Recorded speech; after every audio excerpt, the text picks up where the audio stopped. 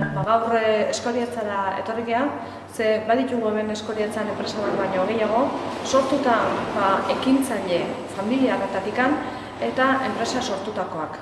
Gaur adibidez hemen Zubian gaude, eta nahi ditugu ezagutu ez bakarrikan nola lan egiten duten kalitatez, ze sari jasotzen dituzten egiten duten lanagatik, baizik eta ze erronka dituzten kudeaketaren ikuspegitikan.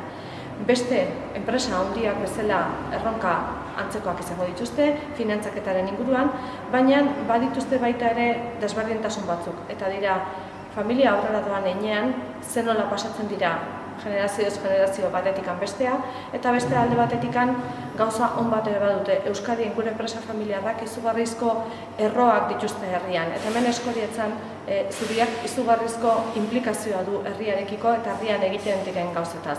Beraz, enpresak ondo kudeatu, ondo lan egin, baina baita ere errotzeko enpresa familiarrak duen garrantzia ezagutzera etorri geha, eta hori jarri nahi dugu balioan bereziki gaur hemen. Baditugu adibide gehiago, gazteak ekintzailetasunez martxan jartzen nahi dien enpresak, baina azken finean hau da, zen nola enpresa familiarrak laguntzen duen gure ehun industrialari.